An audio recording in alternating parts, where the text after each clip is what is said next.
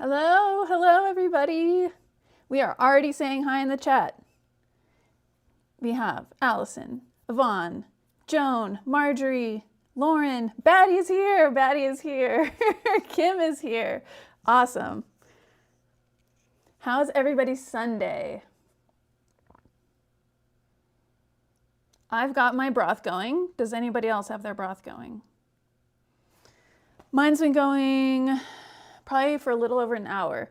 So at the end of this live, I'll be putting in my vegetables for the last hour, and that will be my 3-hour chicken broth that I do every Sunday. And I hope that y'all join me for that ritual, because having a little bit of that broth every day, super good for our connective tissue, our hair, skin, nails, and gut health. Always good to have that in there.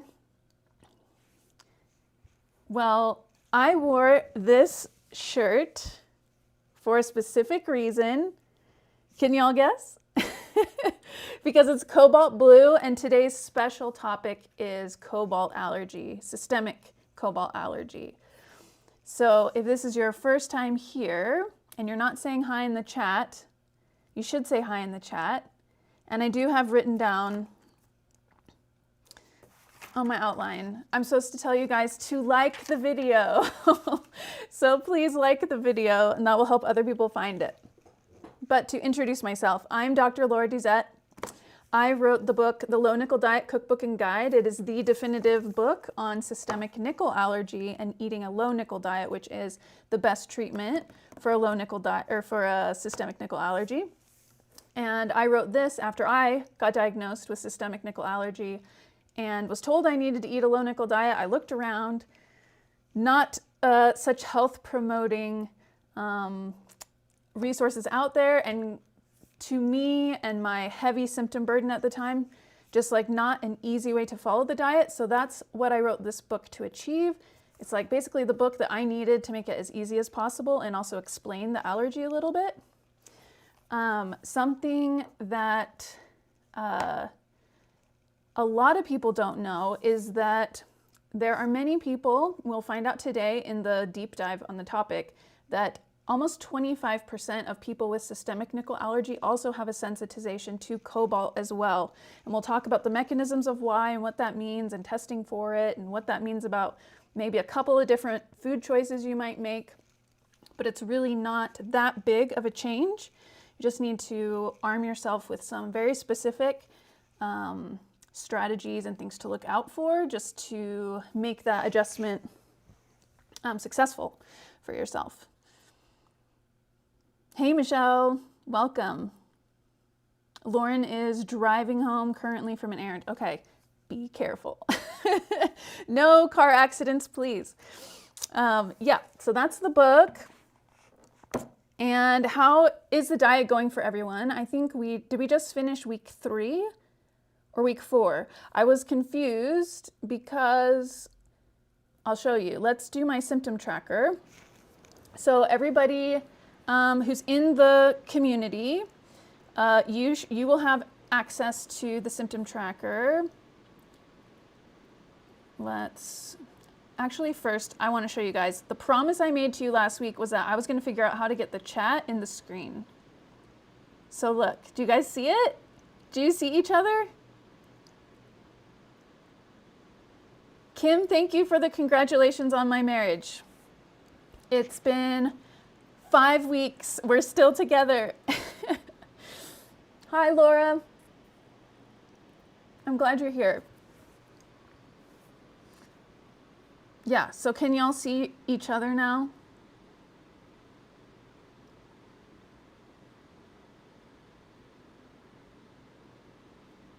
We've got people on Facebook. We've got people on YouTube.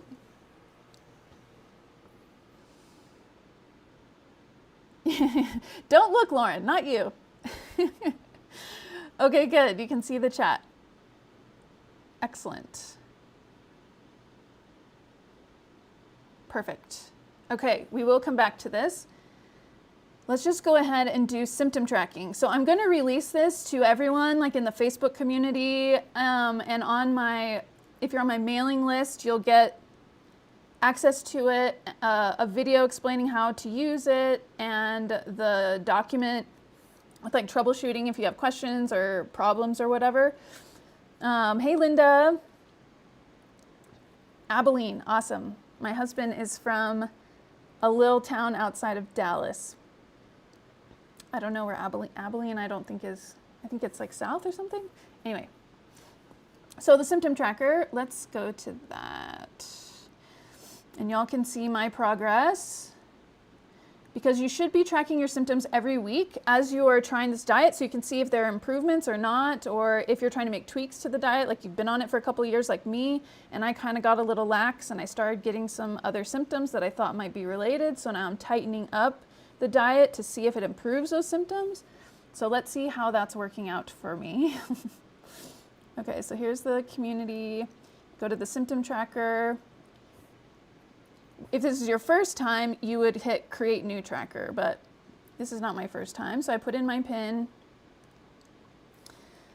All right, so these were the symptoms that I chose for myself to track. You get a bunch of symptoms to choose from. You can even add some of your own.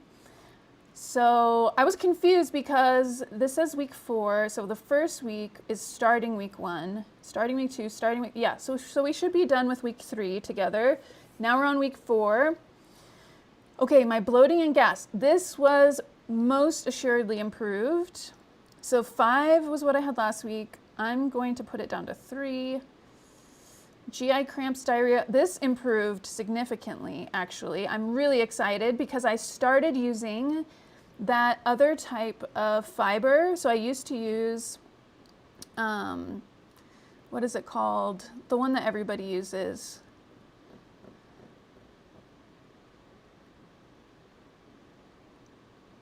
I can't remember the name of it. So I guess my brain fog will not be improved this week. But the acacia fiber, so the types of fiber that come from trees or are manufactured, those have far less likelihood to have nickel in them. They can be really clean. But since I thought acacia, that'd be coming from a tree, there'd be less manufacturing like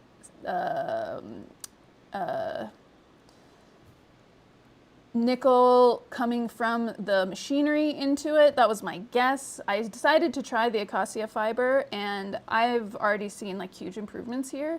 Like I'd say I was at like basically a 1, but I'll put it at a 2. Face rash, rosacea. I was just looking at it this morning and it's like almost completely gone now. I'd say like before, I think I started with like a 7 or an 8. Looks like last week I had it at a 4. Now I would say it's like at a 2. I have almost no redness or anything there anymore. It says up 1 from last week. Okay, then I guess it's at 1. Okay. Brain fog, we'll I don't know. My brain did feel a lot better this week. I was more sharp. I had a lot more mental energy to like work on things and stay focused.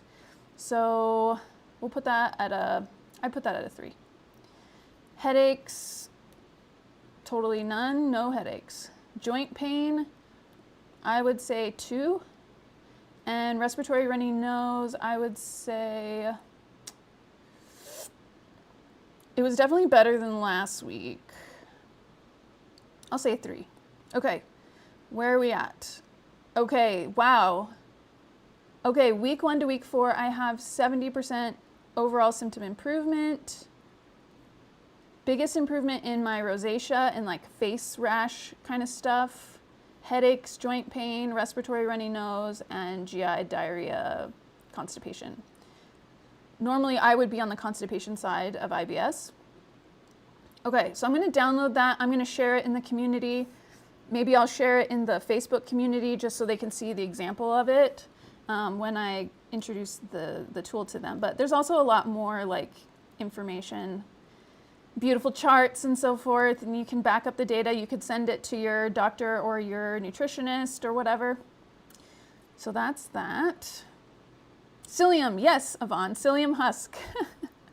Psyllium husk, that's what I used to use. I was not consistent about it.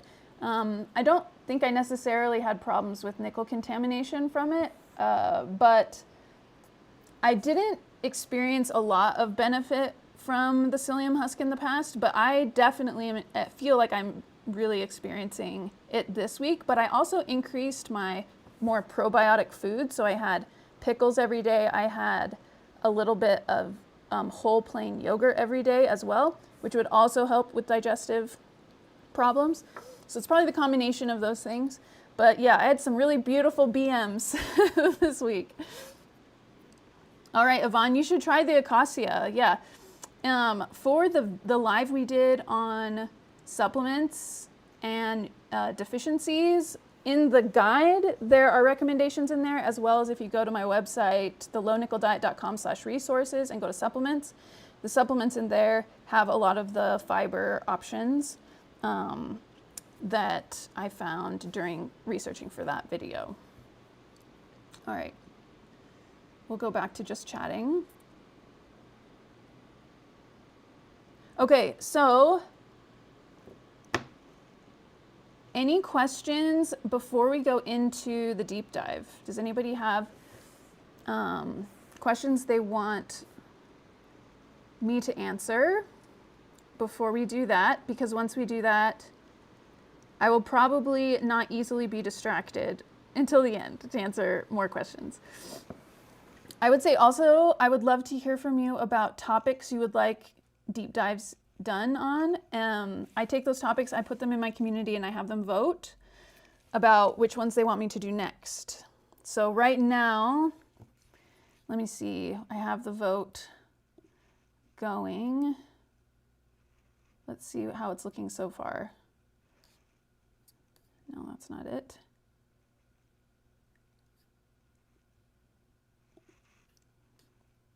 So far, it's in a tie for histamine intolerance and then all things fiber. The research for and against, the different types of fiber, etc. So those are the next two, unless voting goes wildly different from here. But yeah, people need to get into the community and vote to break this tie. Otherwise, I don't know what I'm talking about next week. I think the voting is open until the end of Monday, maybe Tuesday.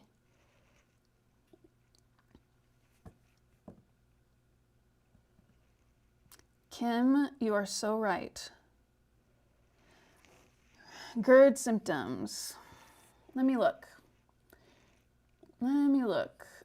Create new tracker. Digestion. Oh yeah, there is. There's heartburn GERD. Here, let me show you guys. Have you created one, Kim? Because when you're creating it, there's like a lot more symptoms to pick. I'll show you.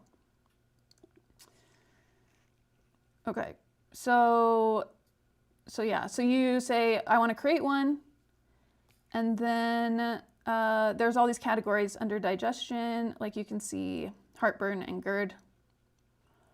And yeah, so you'll be able to select that one, and then you can track that. Now let's say that I've been tracking for a couple weeks now, and I'm starting to get GERD, and now I want to track GERD as well. There's a way for you to add that starting in this 4th week to track it going forward, and all the calculations and data will adjust for that. You can also remove some symptoms if like, man, it's been good for like 2 months. You can remove that one and make room for other symptoms you want to track. Because I do limit it to 12 symptoms at a time, plus 2, I think. So maybe 14, like if you wanted to add some unique to you.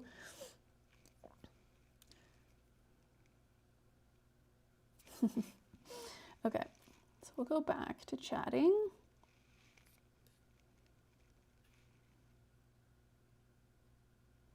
Okay, good, Kim. Yeah. GERD is a huge one. That is one I didn't know until this year, that such a high percentage of people with GERD have systemic nickel allergy.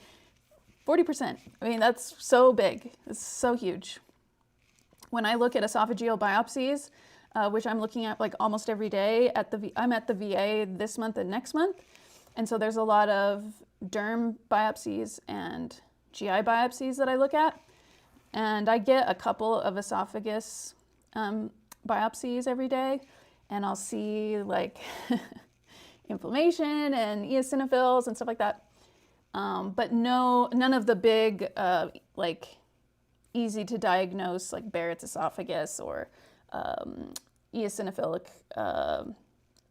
esophagitis.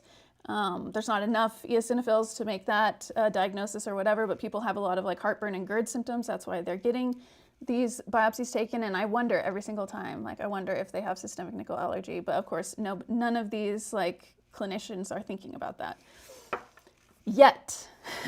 But we're going to change that. Okay. All right. It doesn't seem like there's any other questions. So let's get started on the presentation. This is not the presentation.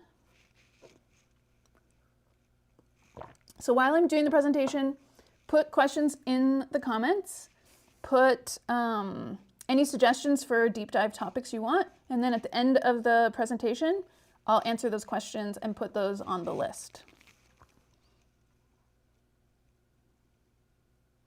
Okay, yes. Okay, all right, so are you still reacting on the low nickel diet? Because cobalt might be why. Surprisingly, a high percentage of people with systemic nickel allergy have or develop sensitivity to cobalt. In fact, even having a systemic nickel allergy will make you more likely to develop a cobalt sensitivity, especially the longer you go without eating a low enough nickel diet, like reducing the amount of nickel coming in and facing your immune system. If you are not focused on healing and sealing that gut barrier, and that gut barrier is not nice and strong and healthy, that is going to increase your likelihood of developing this additional hypersensitivity, which you do not want. All right, medical disclaimer. So this is for educational purposes only. We are not creating a patient-doctor relationship with this presentation. All right, so first I wanted to just start out with what is cobalt, because I think some of the misunderstanding about what to do with this hypersensitivity comes from a misunderstanding of what cobalt is, what its role is in the body, and the different ways that we can consume it, and which ways are totally fine that we don't need to worry about, and which ways we do need to worry about. So cobalt is adjacent to nickel on the periodic table. If you ever took chemistry, I searched high and low for my periodic table. I actually have a book. It's really fun. It goes through each and every element and has all these stories and explanations about each element. It's like super nerd book. I was looking for it. I can't find it because I wanted to show you the periodic table, and like, because I like my periodic table, I wanted to show you. But if you remember, in chemistry, elements that are close together on the periodic table or have the same amount of like shells and ions around them or electrons around them, they can act similarly. I'm sorry, I'm burping. They can act similarly to one another, and that is definitely the case for cobalt and nickel. In fact, if you've been around for any like appreciable amount of time or watched any of my recent videos, you'll know that nickel can get in to the body through what's called the DMT1 transporter. That is actually mostly meant for iron to cross. And if there's more nickel than iron, then it's going to be more likely that nickel crosses instead of iron. And if your body doesn't have as much iron as it wants, it will increase the amount of those transporters that it makes. Well, it's the same thing for cobalt. Cobalt can also use that same DMT1 transporter. So it's the same kind of problem. If you're anemic, your body is going to be trying really hard to get more iron, but it's just creating more doors for cobalt to get in. So that iron, that like dietary iron is really important as well. It also, it behaves like a hapten. So we've only talked about haptens once, very, very briefly, only in the context of the fact that like the way that nickel becomes a hypersensitivity is nickel will attach onto a protein, and that protein, there will be immune cells that will see the protein, will grab onto the protein and decide, you know what, I think this might be a problem.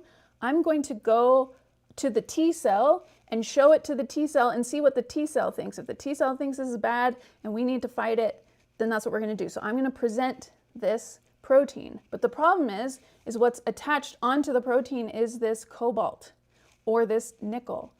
And when it is in the process, what can happen is like the handing off of the protein will end up handing off the cobalt or the nickel instead to be looked at and to be like sensitized to, if that makes sense. It's kind of like if you were feeling something, or you were, I'm gonna have to work on this explanation. But basically, like the wrong thing gets looked at and the wrong thing gets sensitized by the immune system. So cobalt does the same thing. It can attach onto a protein. It's a hapten in that way. It is also an essential trace mineral, so our bodies do need cobalt quite a bit. Not a lot, but as in it's such a crucial mineral for our body.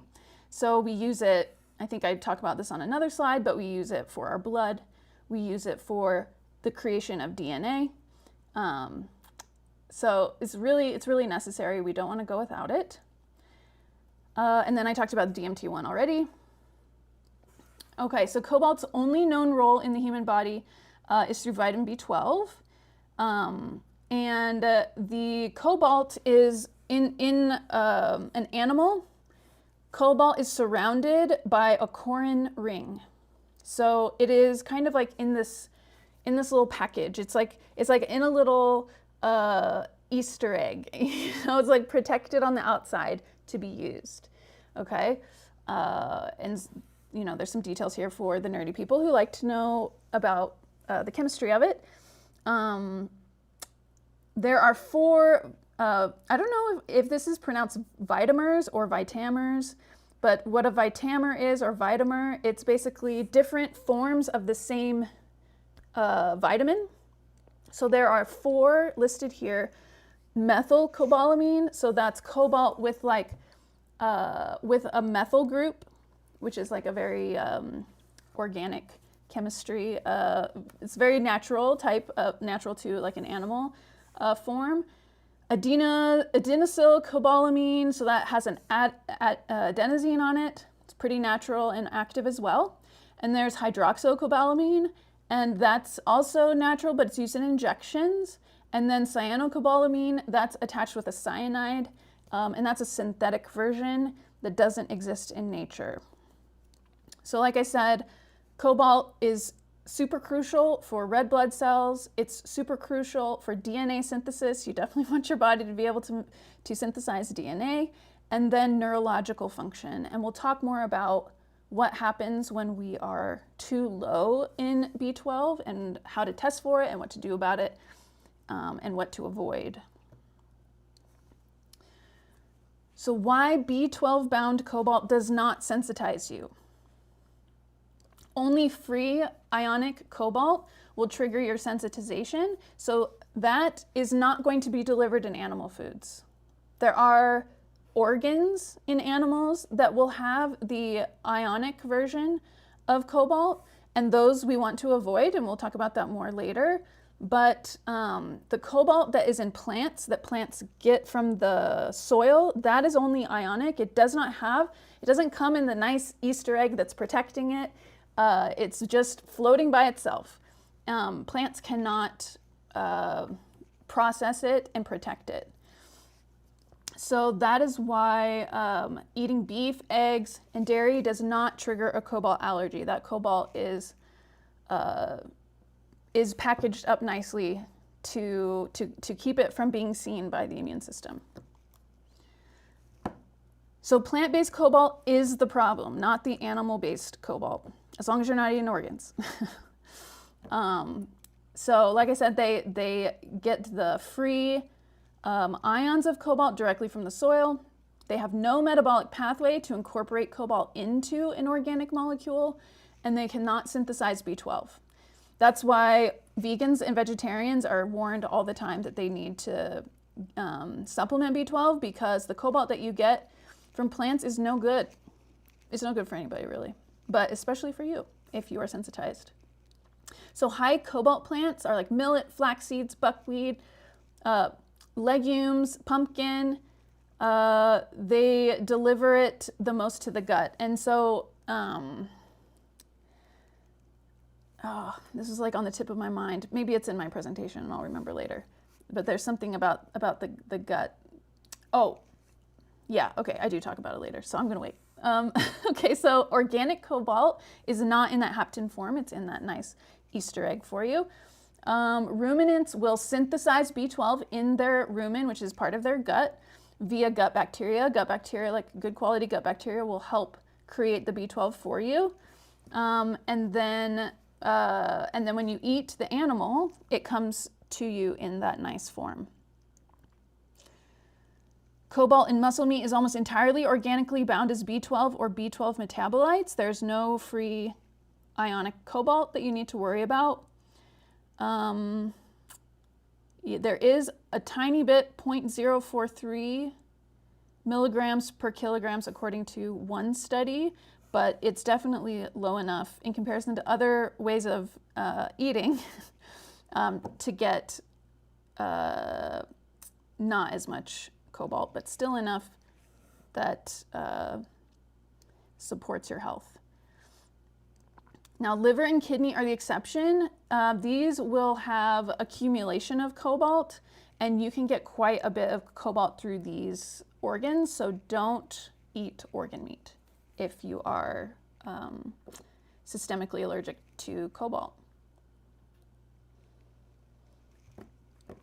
Okay, so how do you know if you have both? This is the tricky part. So the epidemiology of nickel-cobalt co-sensitization. So surprisingly, sensitivity of cobalt is in 1 to 3% of the population. The frequency is 20 to 25% of nickel-positive patients also test positive for cobalt. So it's one of the most common, like, multiple metal sensitization patterns in at least contact dermatitis. You can also get independent simultaneous sensitization through co-exposure, but that's not like a true immunological cross-reactivity. They do share some of the T cell receptor features, and yeah, but I'm not going to go into the details there. Nobody cares. But it's likely that the sensitization events are separate. They don't happen at the same time. So, for example, Yvonne's saying that first cobalt and then nickel. Is that possible? That's totally possible. Especially because in both cases, there's going to be like an overreactivity of your immune system, as well as damage to your barrier, to either your skin barrier, your lung barrier, your gut barrier, which will make it more likely for more metal ions to come in and cause further sensitization events, which we cover a little bit later in this presentation. Okay, so red flags suggesting co-sensitization. So red flags suggesting nickel allergy and cobalt allergy. So the research shows that if you have more severe or refractory means not responding to treatment, dyshydrotic eczema. So if you have really bad dyshydrotic eczema that is not responding to treatment, it's not fully responding to the low nickel diet, or just it's way worse than normal, you may be double sensitized. And then persistent symptoms despite a strict low nickel diet compliance. So really make sure you're being strict. And if you are and you're still having some of these issues, then consider this like additional hypersensitivity. Symptoms, if they worsen with specific foods that appear safe on a low nickel diet, they may check to see if they may have higher cobalt in them. If you have a history of jewelry intolerance followed by occupational cobalt exposure, this pathway of having jewelry intolerance and then having like an occupational exposure to cobalt, that is a classic progression to get this hypersensitivity. And then if you have a history of worsening symptoms when you're eating healthy superfoods like flax seeds, millet, buckwheat, or pumpkin, if you have history of that, which I certainly did, you might be also sensitized to cobalt. Okay, so why does nickel allergy increase your risk for cobalt allergy? So like I said earlier, there's a heightened inflammation. So if you've developed this hypersensitivity to nickel, when that nickel crosses the gut barrier and interfaces with your immune cells, your innate cells, as well as your adaptive immune cells, that creates a systemic inflammatory response. Cytokines, all of that kind of stuff, that's been shown in the literature multiple times. And so a pro-inflammatory environment, that will actually trigger other immune cells to be on alert and more likely to get sensitized as well. And the reason for that is obviously the body's like, oh, something bad's happening. We all need to be ready. We need to be super sensitive. We need to be ready to go. That is just going to increase the opportunities and chances for more sensitivities to occur. Additionally, all of that inflammatory milieu environment is going to cause damage to the lining of your skin, your gut, your lungs, depending on where that interaction is taking place. And so when the barriers are weakened, then they're more likely to allow more things to cross that will, then get in touch with the immune cells that are all upset, right? So it's kind of like a two-piece. And that is why I've become such a hardcore advocate for not just focusing on the diet part, but also the gut part, making sure the gut lining is as strong and supported as possible to limit the amount of things that can get through. So you want to limit what is facing the barrier, but you also want to limit the amount that's crossing the barrier, especially because research shows that people with systemic nickel allergy have a much higher absorption rate of nickel of the same meal compared to other people. So there's something about our absorption that is broken. There's something about our barrier that is one of the main problems the nickel is getting through. So we really got to focus on that. Okay, so testing, what works, what doesn't, and what's missing. And the more and more I look into this, the more I realize I got a lot of work to do to get our testing in a better place, because the more we become aware of this possibility, the more people are going to need good quality testing to figure out if this really is their issue or not. And the testing is not where it needs to be to give patients a good definitive answer. And if we can't give a good definitive answer, then how are insurance companies going to be willing to pay for these tests, pay for these treatment, pay for the help that they need to do the therapy that they need? We really need to fix this. Okay, so we've got patch tests. Most people know about patch tests. Patch tests, unfortunately, they test if there is an immune response in the skin. And that's not systemic, right? It can be a sign, like a systemic response showing on the skin, but patch tests themselves have only been shown to show 38% of people who are systemically allergic. So that means that 62% of people who have a systemic allergy to nickel, for example, are not going to be patch test positive. Now, there's false negatives, like I just said, and there's also false positives. When it comes to cobalt patch testing, you can get a false negative, but you can also get a false positive. So these are not very reliable tests. And I think on the next page I go over specific studies and what they found, and you'll see exactly what I mean. So the clinical relevance problem, a positive patch test confirms sensitization but does not confirm systemic reactivity. A patient with a positive cobalt patch test actually may be experiencing dietary cobalt-driven flares, or not, they may not at all. Like, there are some people, well, okay, let's just go to the research. Okay, so the two on the left, those are people who had patch test positive results to cobalt.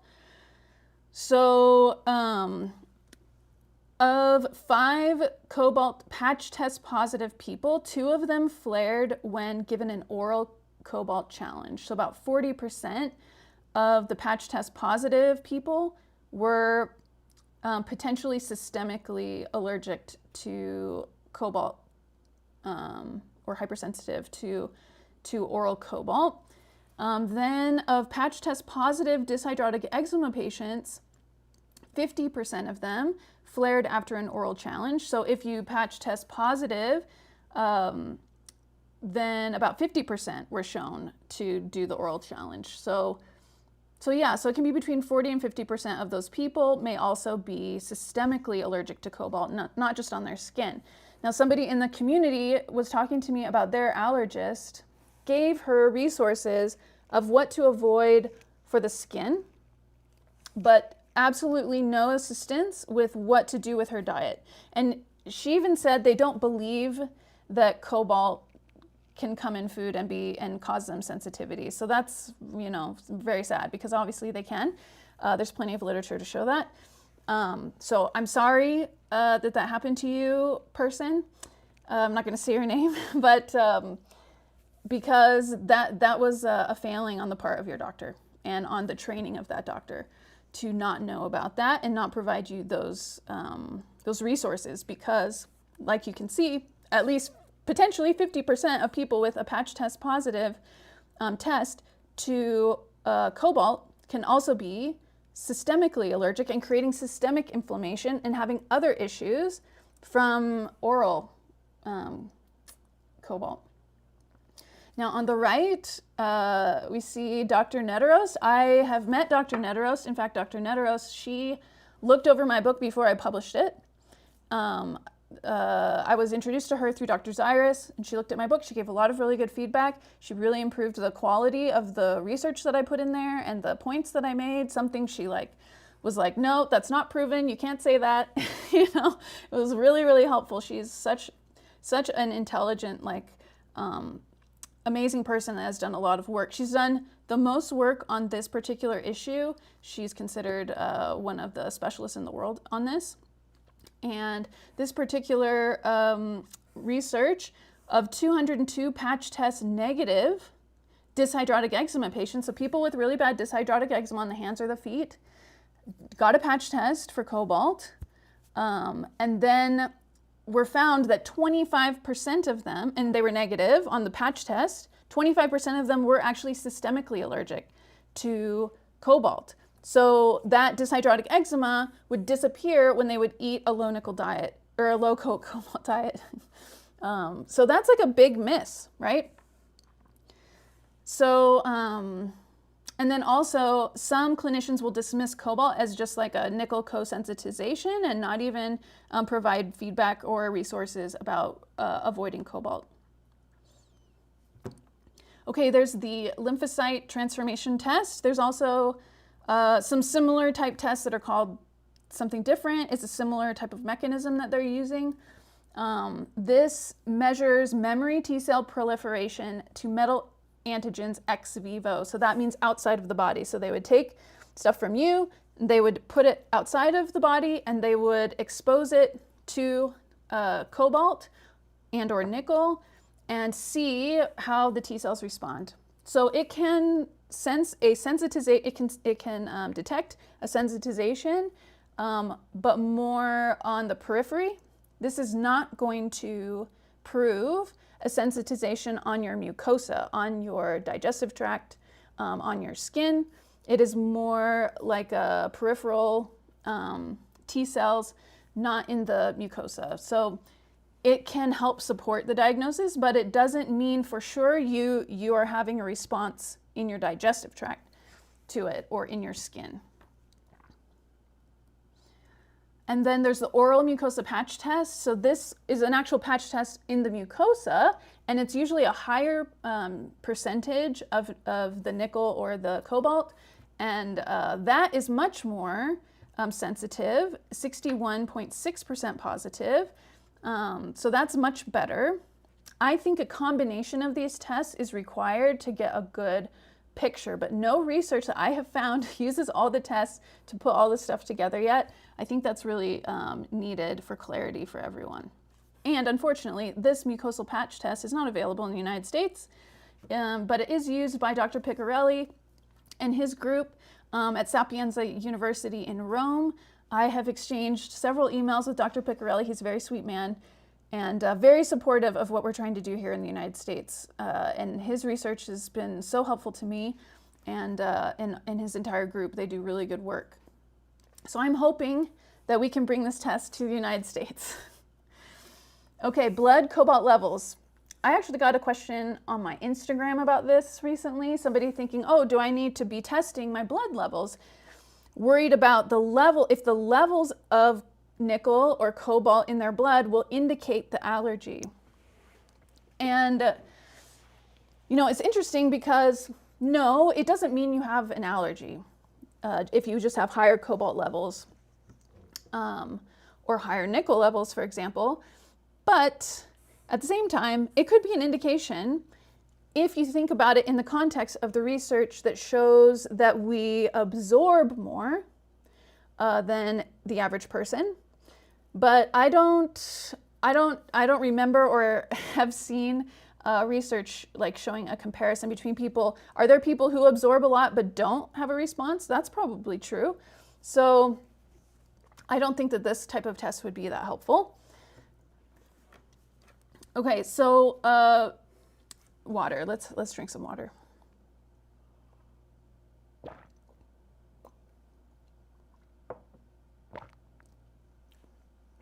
Okay. All right, segment 4, what to change in your diet. Okay, so the good news is most of the low nickel diet already works for low cobalt. That's fabulous. Almost all of it, really. The avoidance in both nickel and cobalt is going to be similar. The legumes, the nuts, the seeds, the chocolate, some greens, plants you're going to want to be careful of. And then a lot of shared safe foods, those beautiful animal foods that have lots of amazing nutrients in them that are very easy for your body to absorb and use. And then things like white rice, especially if you reheated it.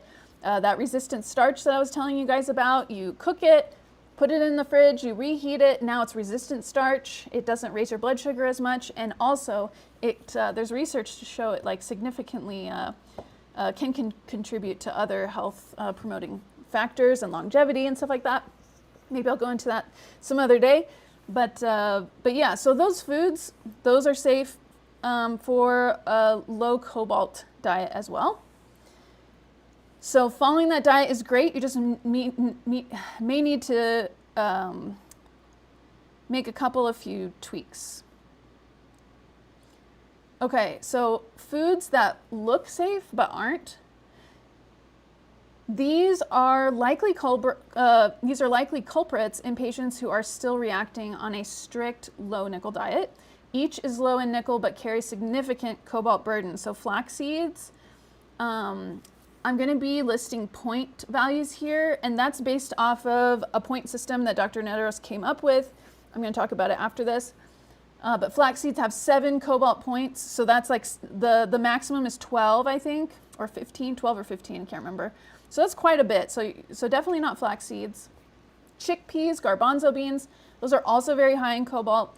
Millet is high, buckwheat is high. Pumpkin and squash, sadly, is quite a bit. It's not super high, but it has a good amount.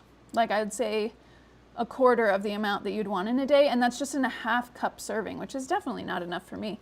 I love my squash. I want to eat as much as I can. Broccoli can also be a little high in cobalt. So you want to be cautious of that one. And then chocolate, which you're already going to be avoiding if you're on low nickel already. But that's high in nickel and cobalt.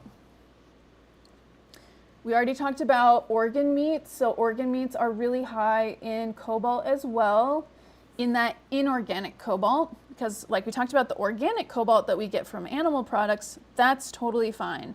That's what our body likes to use to build things, and it protects us. It's nice and surrounded by the beautiful Easter egg, so we don't need to worry about those. So avoid those livers and kidneys. I love those organs, but let's not eat them. Yes, so carnivore. So I do talk a lot about if you have a high symptom burden, you may want to start with a carnivore diet. When I say that, I don't mean the version of carnivore with a lot of organs. What I mean is the muscle meat, the eggs, the fish, and dairy. If you can handle dairy at this point, you might be able to handle it later if you follow my protocol. But a lot of people start where they cannot handle dairy at first. That's fine. Let's build up to it. I bet I can get you to be able to handle dairy. Okay, so the two threshold systems to know, there's the Rebelytic system. She's got the 15 points a day. You could go to rebelytics.com, or the Neteros system, which is a 12 cobalt a day. And they've got different point values for different foods. Those scales are not interchangeable. You have to follow like one or the other. But honestly, I think you can just do low nickel diet and avoid those other ones and be fine. What to avoid entirely? Any homeopathic herbal remedies or multivitamins, they usually have, I mean, you can check what type of cobalt is in your multivitamin. I think it's I think I do talk about which ones. Let's see. Yes. Okay, so we already talked about the food version, like the meat animal product version is fine. The supplements and injected B12. Like now that I know like the amount of people that get sensitized to cobalt through B12 injections, that are in the form of B12 that are the ionic version that aren't protected, that is really scary. People think that they are doing a health promoting thing, but they're just increasing their likelihood of getting this hypersensitivity. Okay, so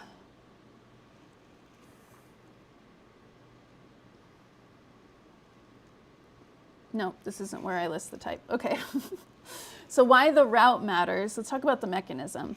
So if you take B12 orally, like through foods or through a capsule, there's something called intrinsic factor, and that is what helps deliver the B12 across the gut barrier. So as you age, you actually make less and less intrinsic factor. There's a type of anemia that's related to this deficiency.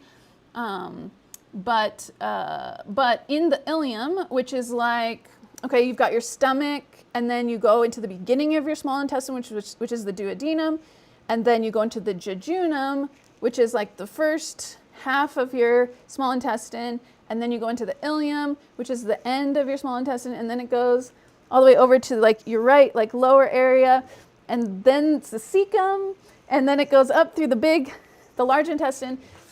So the ileum is the end of the small intestine, and that's where it's absorbed. And it's through a rate limited process. So there is a natural limitation that your body has so that you don't get too much of it. It will, limit the amount. If it's injection, then that's a large metabolically unchanged dose. So no intrinsic factor, no limiting factor naturally to keep you from getting too much. So you'll get it all at once. There's that rapid absorption, and that will favor haptenization. That will favor or increase the likelihood that more of that cobalt will haptenize onto the protein and be presented to the T cell and cause the sensitization. So we don't want that. Large megadoses orally, only 1% will be absorbed via passive diffusion, bypassing intrinsic factor. So it can increase systemic exposure if you do a megadose. You won't have as much of that limiting factor, but it's definitely way better than an injection. And then, and we already talked about the mechanization, or the mechanism. Okay, finally, we are here to the types. Okay, cyanocobalamin, that's the one you really want to avoid. It's a synthetic one. It's common in cheap supplements. You do not want this type of B12 supplement. Methylcobalamin, that is the preferred version. So check the type on your multivitamin and see which kind it is. Hopefully it's methylcobalamin. I will be checking mine after this. Hydroxycobalamin. So that's used in the injections and as a cyanide poisoning antidote. So if you have this allergy, this is something that if for some reason they think you might have cyanide poisoning, you would want to let them know, hey, I should not have this particular cobalamin. Oh yeah, okay, so what's interesting is that tolerance can shift. So let's say you are taking a multivitamin with methylcobalamin and not having a problem. Over time, it's possible that you may develop or lose tolerance to that version of the supplement. So you got to look out for that.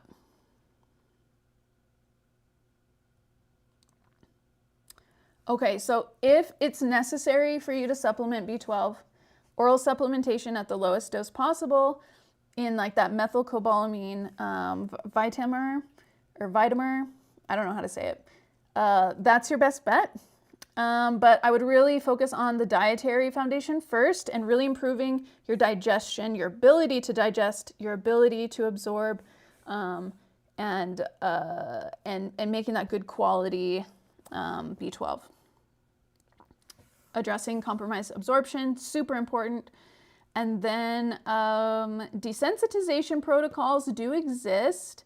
I don't know much about them. I don't know if there's any that happen here in the States. I know Dr. Zyrus looked into it and he didn't like what he found. That's all I know. I haven't looked into it yet. Okay, signs you may need to check your B12 status. Okay, so some of this is kind of serious, so definitely like consider it. If you have neurological signs, those are the most serious. And if you allow them to continue for a long time, they can be irreversible. So that's peripheral neuropathy, tingling, numbness, burning in your hands and your feet, balance problems, an unsteady gait. So a gait is like you're walking. So if you're unsteady on your feet, you're having memory issues, concentration problems, brain fog, all of these things can be signs of B12 deficiency. Glossitis, so like a big beefy red tongue, that is a big sign for this deficiency. Angular cheilitis, which is like on the, what would you call this? The corners of your mouth, like dryness, irritation. I actually had that when I was having my biggest flares, but I think that was more like burning mouth syndrome that was happening to me. Nausea and loss of appetite, but that can be, a lot of these symptoms can be a lot of other things. But a combination of them, you should go to your doctor, let them know, ask to be, tested for your B12 status. Okay, so what do you ask for?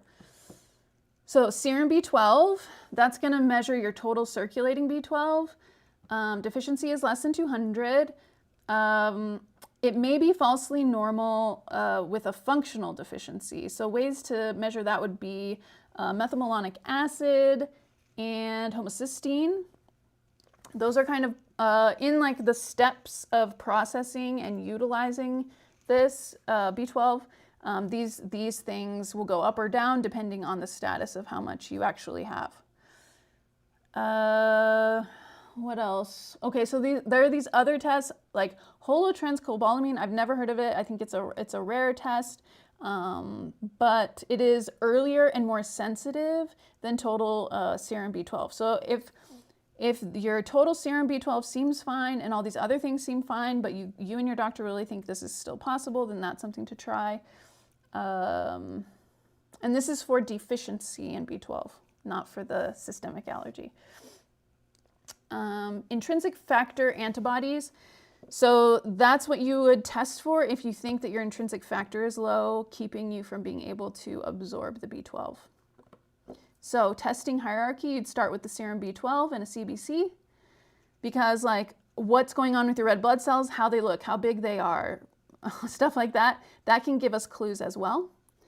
If your serum B12 is in the gray zone or symptoms are present with normal B12, then you would add that MMA, the methylmalonic acid, and the homocysteine. If pernicious anemia is still suspected, then you would add the intrinsic factor antibody test, and then go to the holotranscobalamin test. Okay, so action plan. do these 3 things this week. If you are systemically allergic to nickel or cobalt, or you think you might be, so audit your safe foods. Audit them for Cobalt Trap items like the flax seeds, the millet, the buckwheat, the pumpkin, the chickpeas, organ meats. Check your B12 supplement if you are taking one, or your multivitamin, or any other vitamins supplements that you're taking that have B12 in them. See what form it is. And then if it's the cyanocobalamin, let's get rid of it and replace it with something else. But definitely take a look at my supplement videos and handouts to make sure that you're going with following best practices in selecting supplements, because they can be also full of more nickel and more cobalt. So you got to be careful about that. And then consult your doctor. Of course, you always should consult your doctor when making any changes like this. Okay. So here are my citations. And then there's a free handout. Okay, so if you're in the community, I'm just going to be posting it in the community right after this, so you don't need to go to this link. But I think the link is already in the description of this video, but just in case, let me put it, if I can find it. There it is, Cobalt Guide. If you want the guide, I'll put it in the chat. And then also, I guess I could show it to you real quick.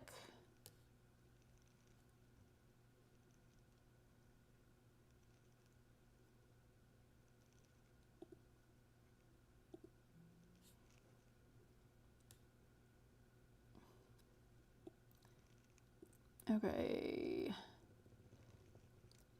Yeah, so we have like symptoms. Basically, it's a lot of the information that was in this already, but we talk about foods that are high in cobalt,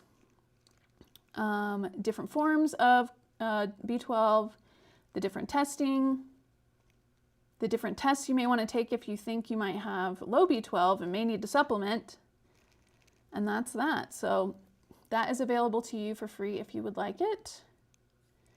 Now, let's chat. Let's see what you guys have been talking about.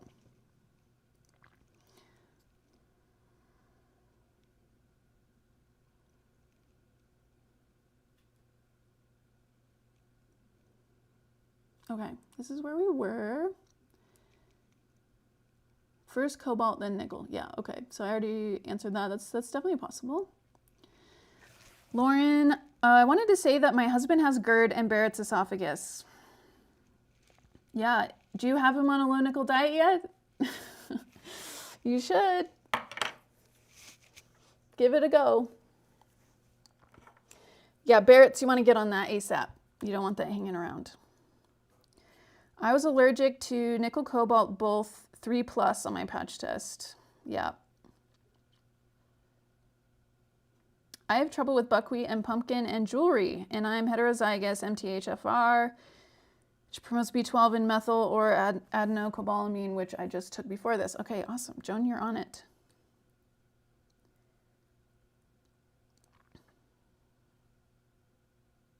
Okay, what about if you are already sensitized about higher B12 foods like 100 grams of eggs, for example?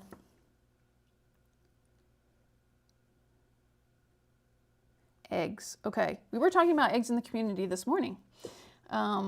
So if you are having some responses to a food, it isn't necessarily the nickel or the cobalt in it. Just because you have those sensitivities doesn't mean that that's the thing.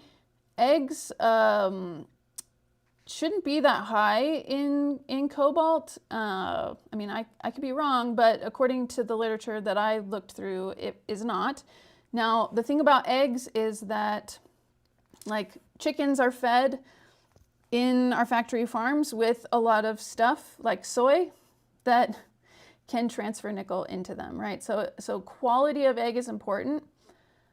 Also, the whites of eggs are far more likely to be the part of the egg that people react to. So for example, I prefer, this may sound wasteful to people, but I prefer when I am making eggs, for example, I will do, like, let's say I'm using 3 eggs for breakfast. I will have 2 yolks and I'll throw away the whites, and then 1 whole egg. And I'll reduce my exposure to the white of the egg because there are fewer like important nutrients in the white of the egg anyway. The yolk is where all of the good stuff is. I mean, there is some good stuff in the whites, but the whites are more likely to have contaminants that we are responding to than the yolk. But I will double check because I know Rebelytics and I trust her good work. So I will look at that more closely. But consider that it may not be cobalt in the egg. Like, it should be packaged up in that nice Easter egg for you. So we'll see. But yeah, I would really wonder about the whites and the quality of the egg.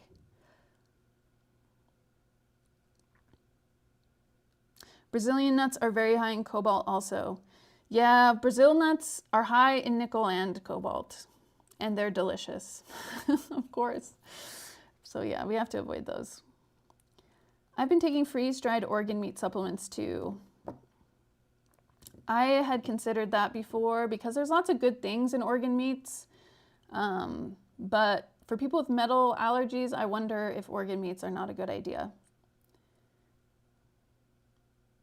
I mean, definitely not a cobalt person. I had almost a year off dairy and now I can eat it with no issues, which is great. Yes, yes.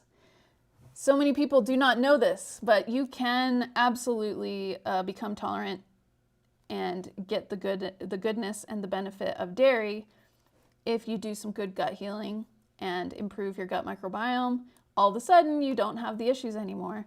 So yeah, it's definitely possible. I've had so many clients have this happen to them. Okay. Seeking Health has a vitamin called B-AB complex. B-AB complex without B12 or folate. I don't know what that means. It sounds intriguing though. The last time I had my blood work done, my iron levels were good, but my iron saturation was low. I'm thinking maybe that was because the nickel cobalt was being upregulated instead of iron. What do you think? Well, I'd have to see all of the different categories of iron, the transferrin, and yeah, like saturation's good and all of that. But like you got to see the whole picture to be able to get an idea of what's happening. But yeah, remember we talked last week about that, about how like different tests for iron can fool us. We can think we have enough, but the body in an inflammatory environment, some of those values may not be giving us the full picture. How can we join the community you're often referring to? Well, Yvonne, email me. Right now, it's closed, but it will open again soon. We're doing the diet together, like on a timeline, and that's why I'm not letting people in as we go. But you can get on the wait list for the next one. I used to get sick every time I went to the auto shop. Now I think it was my cobalt allergy. Yeah, that's very possible. Because yeah, like you can get this any way that the environment is like interfacing with your body. So skin, your like digestive tract, but also your lungs. Your lungs can have a hypersensitivity reaction to cobalt. You've tried pastured eggs that are not fed corn and soy and just yolk too, and have you had the same reaction? Because if that's the case, then yeah, there's something else going on for sure. I'm the opposite. I can't tolerate the yolk well. On my Dutch list, the yolk is higher nickel. All right. Seems like this should be a good deep dive we do, huh? On eggs.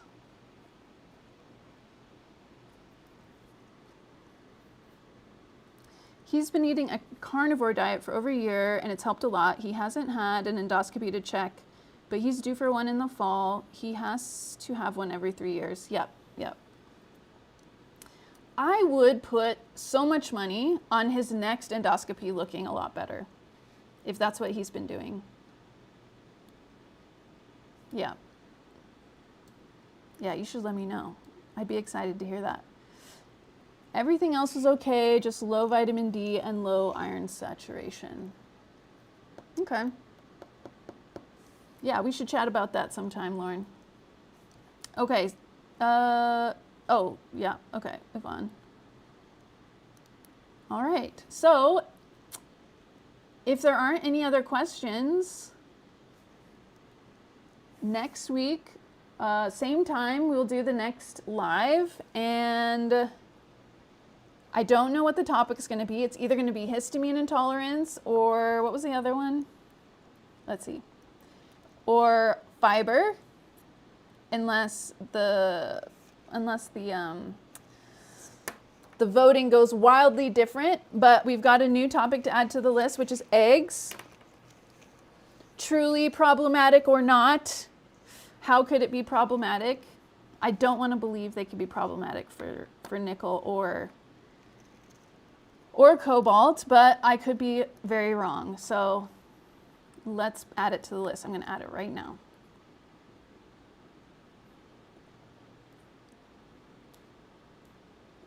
Eggs, eggs. You guys, our list is so long. We're going to be together forever.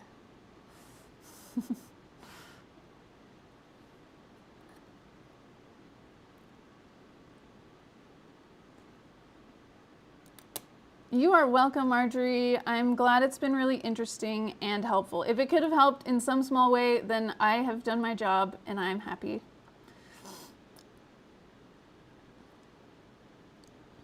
Nickel and the pancreas. You know, the pancreas is very difficult. The pancreas. What about the pancreas? I'm curious why the pancreas. I have a funny story about the pancreas in medical school, I'll tell you. I love hummus.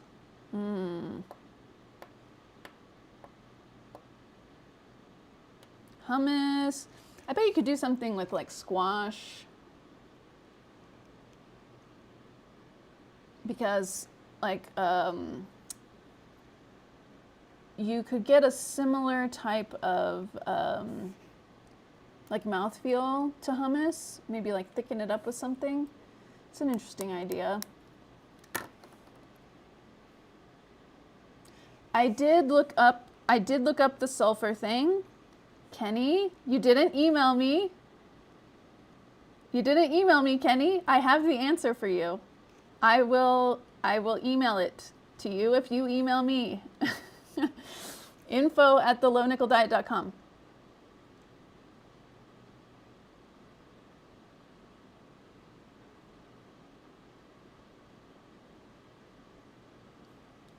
Nickel sticks to the pancreas.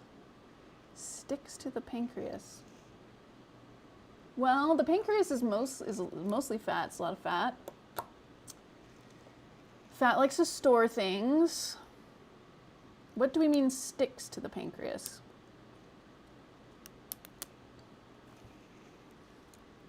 Eggplant. Ooh, yeah, eggplant. I wonder if you could like mix the eggplant with the squash, you know, like puree it and then add some like yummy seasoning. This is interesting. Eggplant. Like eggplant and like a yellow or orange squash. I love squash. I love eggplant. Baba Ganoush. You're welcome, Yvonne. I wish I knew everything and all the answers. Yvonne, though, you didn't answer my question. What do you mean sticks to the pancreas? I'm not sure how to explain it. You're welcome, H2O Towers. I think you're new. I'm happy to have you. I hope it was helpful. You guys, it's past 12. you're still here. You're so kind. Okay, Yvonne, if you want, you can email me more about the pancreas. I love the pancreas. I love the liver. I love GI. You guys know this. So I'd be happy to look into it. Okay, yeah, mail me about the pancreas. Someday we're going to have a live all about the pancreas. All right, have a great rest of your Sunday, and I'll see you guys next week. Spread the good word, and yeah, enjoy your 4th week on the low nickel diet if you're on with us. All right, take care and adios.